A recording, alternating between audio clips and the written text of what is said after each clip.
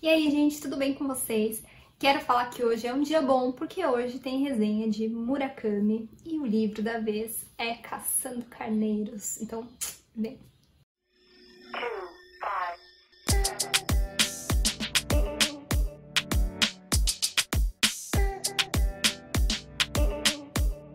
Pra quem é novo aqui no canal, eu sou a Aline TKM, você tá aqui no Livro Lab por Aline TKM e hoje eu vim conversar um pouquinho com vocês sobre Caçando Carneiros, do Haruki Murakami.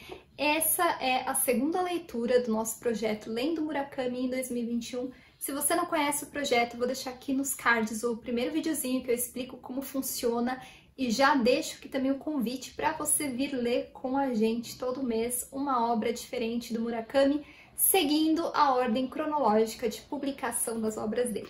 Bom, Caçando Carneiros foi publicado originalmente em 1982 e é a terceira obra do Haruki Murakami, né? Antes disso, ele tinha publicado duas novelas curtinhas, que é Ouça a Canção do Vento e Pinball, 1973. As duas foram lançadas juntas aqui no Brasil num único volume, só que o Murakami sempre diz que ele considera Caçando Carneiros como a estreia oficial dele, né, como o primeiro livro oficial, que é quando ele começa mesmo a considerar o trabalho dele como escritor. Uma coisa que eu acho legal de falar antes, né, da gente adentrar meio que esse mundo doido desse livro aqui, é que antes eu considerava, sempre que alguém me perguntava qual que é a melhor obra, né, porque eu quero começar a ler Murakami, não sei por onde começar, eu costumava indicar a minha querida Sputnik. Depois que eu li Caçando Carneiros, eu acho que eu indicaria Caçando Carneiros como o livro ideal para você começar a ler Murakami se você nunca leu. Talvez algumas pessoas discordem de mim, é bem possível que isso aconteça, mas eu vou falar para vocês rapidinho aqui por que eu acho que esse livro é ideal para você começar a ler Murakami.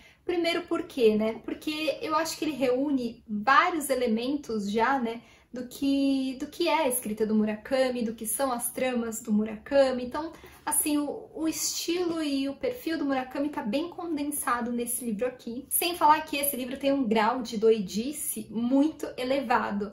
Então, também é uma coisa bem presente nos livros do Murakami, uns mais e outros menos, mas é por isso que eu indicaria esse para ser o primeiro, seu primeiro, caso você nunca tenha lido Murakami. E se você gostar desse livro, se você amar esse livro, já é um sinal de que vá em frente, leia outros Murakami, se aprofunde na obra desse cara. Agora, se você não gostar de Caçando Carneiros, então é bem provável que Murakami não vá funcionar muito com você.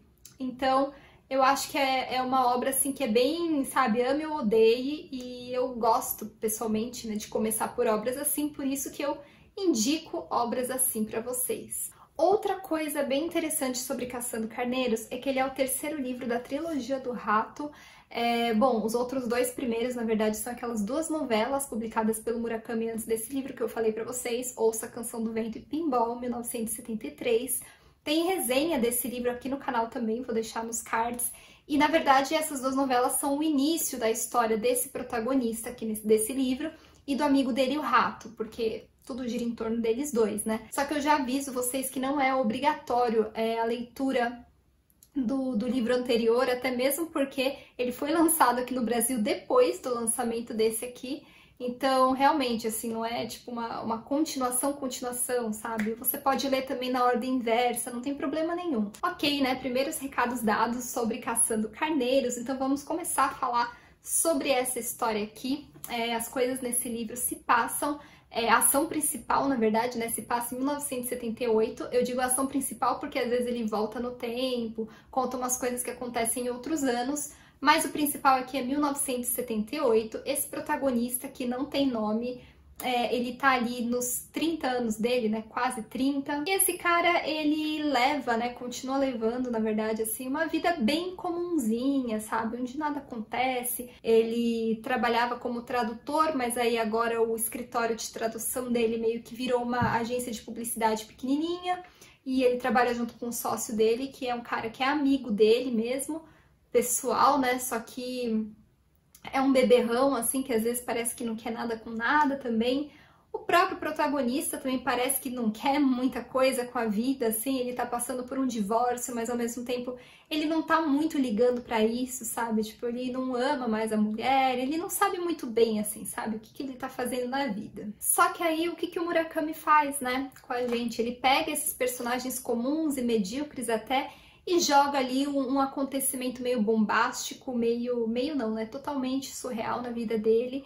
E aí esse cara deixa de ser assim o cara comumzinho, porque ele passa a ter que viver no mundo com aquela realidade meio surreal, sabe? E isso vai acontecer aqui porque esse protagonista, antes de tudo, assim, ele conhece uma garota, fica atraído por uma garota, por quê? Por causa das orelhas dela. Ele vê a foto da orelha dela num anúncio publicitário, e aí ele vai atrás dessa garota, que ela é modelo de orelhas, afinal de contas, né? Uma coisa também nada muito comum, mas enfim, Murakami também tem fascinação por orelhas, fetiche por orelhas. Para quem nunca leu Murakami também ou tá começando, vocês vão encontrar muitas orelhas em vários livros dele. Essa garota, ela tem um poder especial nas orelhas, mais ou menos, sabe? É como se as orelhas fossem meio mágicas e dessem para ela uma intuição diferente. Bom, e aí esse narrador, né, começa a se relacionar com essa menina. E outra coisa muito bizarra, que é a coisa principal, na verdade, né, que é aí que vai começar toda a trama aqui, vai acontecer na vida dele, né? Ou seja, é a chegada desse cara misterioso que vai procurar ele e por meio de uma chantagenzinha bem básica, assim, vai convencer o protagonista a sair em busca de um carneiro, mas não qualquer carneiro, né? Um carneiro muito específico de uma foto que o protagonista publicou num anúncio que ele fez para uma revista lá. E é bem engraçado, né? Porque a gente lê esse título aqui, Caçando Carneiros, se a gente não sabe da sinopse, por exemplo, se eu não soubesse da sinopse, eu acharia que seria um título meio metafórico, sabe? Alguma coisa do tipo, e não que seria algo tão literal, do tipo, o cara realmente vai atrás de um carneiro nesse livro. Nessa sinopse doida que eu acabei de falar para vocês, a trama vai se desenvolvendo e dá pra gente interpretar muitas coisas, traçar uns, sei lá, 2.500 paralelos aqui com os acontecimentos desse livro. Ou seja, a gente viaja muito, porque quando o protagonista decide, então, fazer as malas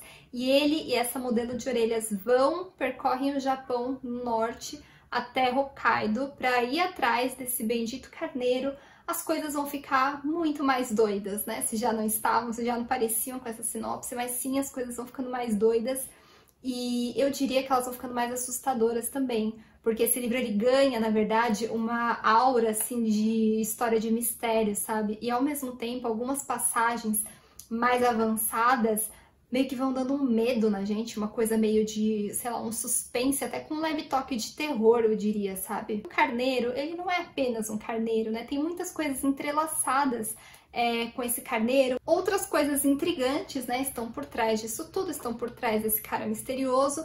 Isso que eu tô falando, gente, não é spoiler, tá bom? Assim, é só pra vocês entenderem um pouquinho mais, porque tem tanta coisa nesse livro que, assim, né? Sério, pra ser um spoiler, teria que revelar muito mais coisa aí. Eu só tô dando umas pinceladas pra também vocês não ficarem muito no escuro, né?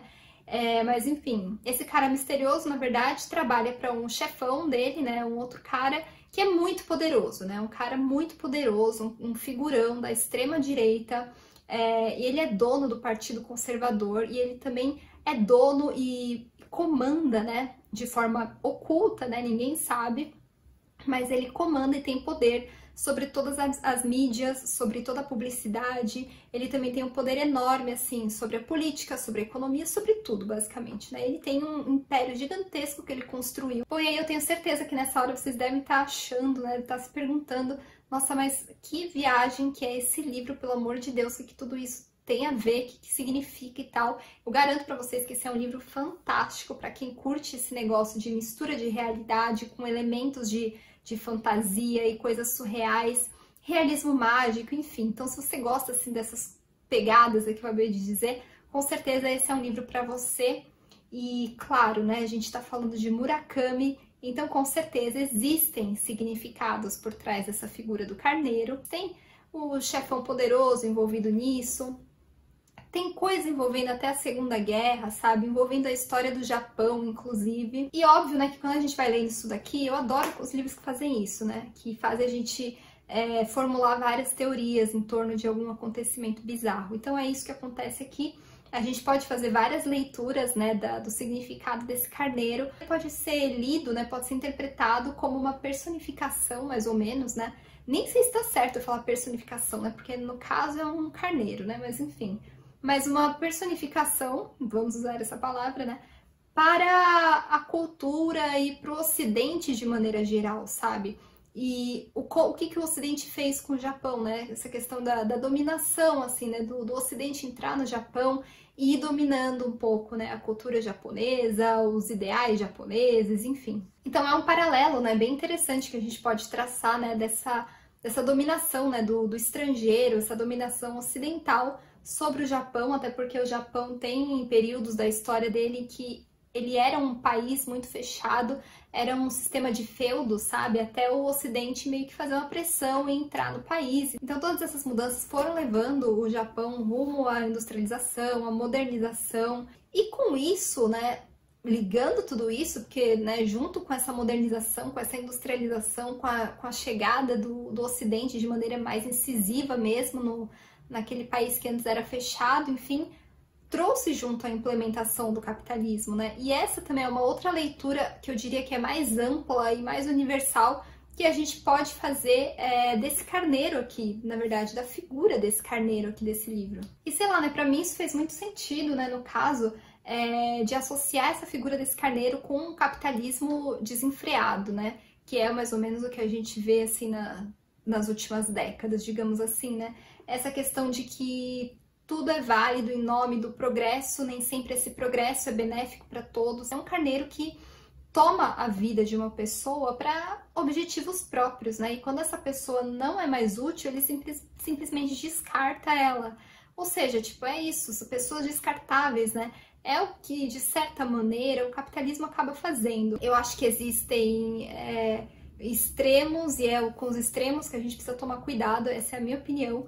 Então, eu acho que é isso que o carneiro aqui desse livro mostra, né? Que ele vai nessa direção do extremo, como eu disse, do capitalismo desenfreado, né? Sem muitas regras, sem, tipo, tudo é válido, sabe? Tem alguns outros elementos aqui que também vão mostrando pra gente, assim, um pouco desse sentido, né? Desse carneiro ligado a essa visão de mundo, né? Orientada principalmente pelo dinheiro e pelo lucro, enfim, pelas conquistas materiais.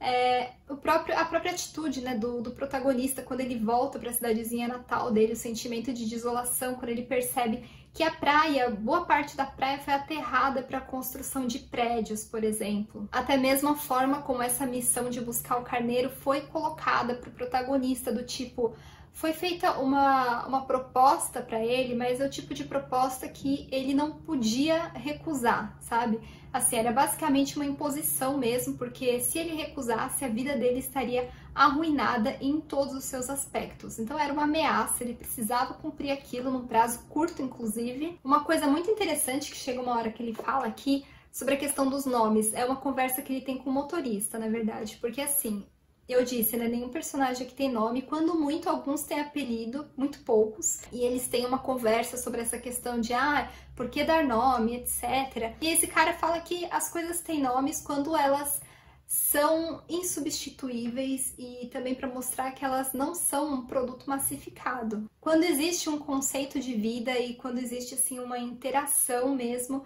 entre esse objeto, essa coisa que recebe um nome e o ser humano. Então aí isso justifica a existência de um nome. E cara, e nenhum dos seres humanos aqui tem nome, entendeu? Isso é muito bizarro, porque isso mostra também uma ideia desse mundo assim que a gente vive, esse mundo meio doido também, né? De que as pessoas são comparáveis a produtos massificados, né? A produtos totalmente substituíveis em todos os seus aspectos, né? Principalmente no trabalho. Então é uma coisa muito forte, né, que ficou mostrada, que eu acho que o autor quis mostrar de alguma maneira ali pra gente, né, essa questão da ausência de nomes e da não individualização, talvez, né, das pessoas. E claro, né, que o Murakami faz uma coisa aqui com a gente nesse livro que ele já fez comigo em algumas outras histórias, que é colocar a dúvida sobre se tudo aquilo que está acontecendo é real ou não. Mas ao mesmo tempo, o Murakami vai lá e joga algumas provas concretas de que as coisas são reais. Então a gente fica muito dividido, do tipo, isso não é real, mas peraí, não, tem aqui uma coisa aqui que aconteceu por causa daquilo, não, então tem que ser real, sabe? A gente fica nessa, assim, por muito tempo, talvez a trama inteira. Mas uma coisa é certa, né? Sendo real tudo isso, ou produto da mente do protagonista, ou o que seja, ou metade metade também, porque tudo é possível dentro de Murakami, uma coisa é muito certa, né? Toda essa jornada em busca do carneiro, a gente percebe que é uma jornada necessária. O protagonista precisava fazer aquilo para ele, sabe? É uma jornada principalmente pessoal e interna do protagonista. Porque se vocês já leram Murakami, ou se vocês já ouviram falar de outras obras dele, ou se vocês pelo menos leram uma obra que seja dele, vocês devem ter percebido uma coisa que ele também faz com a gente. Ele coloca no mundo, no entorno, né, do personagem principal, do narrador, enfim, os conflitos internos que estão acontecendo nele. Então tudo aquilo é refletido na loucura do mundo exterior. Eu pessoalmente acho isso muito fantástico e sempre tive meio que essa intuição, sabe, de que toda aquela loucura que está acontecendo nada mais é do que um espelho da própria confusão dentro dos personagens dele, sabe? Eu acho isso muito fantástico, muito bonito também. E de uma certa maneira, assim, esse protagonista, ele precisa enfrentar essa jornada também como uma forma de conclusão, sabe? De encerrar um ciclo inteiro da vida dele, sabe? Assim como nas duas primeiras novelas, Ouça a Canção do Vento e Pinball 1973, que tem muito essa ideia de encerramento de etapas, sabe? De conclusões. Eu acho que esse livro também traz um recado muito grande nesse sentido, sabe? De um grande encerramento que o protagonista precisa fazer, de algumas coisas do passado dele que ele precisa colocar um ponto final para poder então prosseguir. E apesar dessa ideia, né, de encerramento, de conclusão, de ciclos e tal, a gente tende a meio que esperar alguma coisa fechada, mas, gente, não esperem, porque estamos falando de Murakami. E o Murakami deixa a gente no final com mais perguntas do que respostas. Essa é uma coisa muito comum acontecer nos livros dele. Acho que todos os livros do Murakami que eu li, eu terminei com mais perguntas do que respostas. E eu digo isso de um jeito positivo porque eu gosto, eu aprendi a gostar muito disso lendo Murakami também. E isso vem me acompanhando, e em outros escritores eu gosto muito disso, quando eu termino o livro com muitos questionamentos, sabe? Não necessariamente com todas as respostas lá estendidas na minha frente, que isso não vai acontecer com Murakami em hipótese nenhuma, já vou avisando vocês.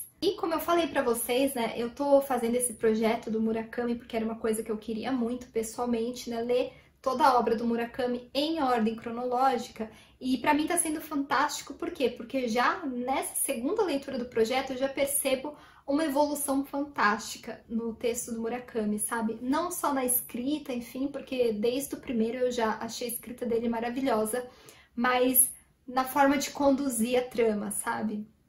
Na forma de fazer, por exemplo, esses flashes com o passado, na forma de unir vários elementos para culminar numa coisa assim totalmente absurda, mas um absurdo que até faz algum sentido, sabe? Mas a essência dele, né, já veio desde a primeira obra e continua nessa, e também é uma coisa muito gostosa de perceber. Então, gente, eu só posso dizer que eu gostei demais de Caçando Carneiros, e de novo o Murakami conseguiu me surpreender, e eu tô assim com essa sensação, com essa intuição que Murakami vai me surpreender em cada obra que eu ler dele, sabe? Eu acho que não vai ter um livro que eu vou pegar assim e vou falar, gente, já esperava isso daqui, sabe? Mais do mesmo. Não, eu acho que vou ser surpreendida mesmo todo mês, porque esse cara é fantástico, esse cara é gênio. E olha que eu nem entrei aqui nesse vídeo nas simbologias, né, de todos os elementos que trazem, que traz, na verdade, que esse livro traz, né? Isso que eu queria dizer.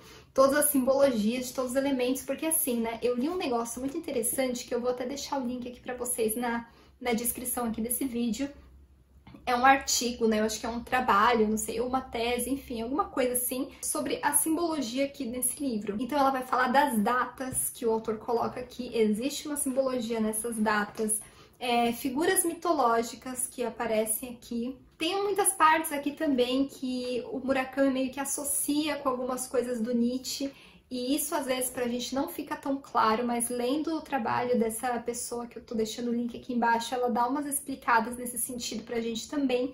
E uma outra coisa muito curiosa, que eu não cheguei a pensar nisso assim, dessa forma, assim, tão profunda, mas ela chega a dar algumas pistas sobre a sexualidade do narrador, e de uma possível homossexualidade em relação ao rato. Sem falar, né, que esse livro também está recheado de referências musicais e referências literárias, como é uma coisa que também acontece muito com Murakami. Então aqui ele já recheia a obra e já enche a gente dessas referências. Ele já fala aqui de Em Busca do Tempo Perdido, do Proust, que é uma referência que depois ele vai jogar pra gente lá em 1Q84. E uma coisa muito interessante é que uma das referências musicais que ele coloca aqui é a música South of the Border, do Nat King Cole, é um jazz.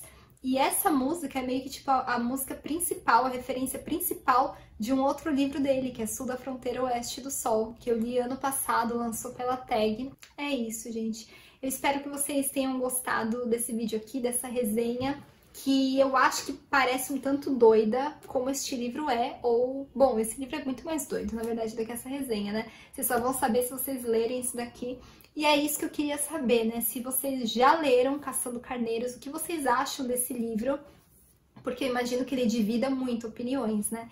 E se vocês curtem Murakami, né? Se vocês gostam de Murakami, qual é o Murakami preferido de vocês? Nossa, muitas perguntas, né? Que eu joguei aqui no final.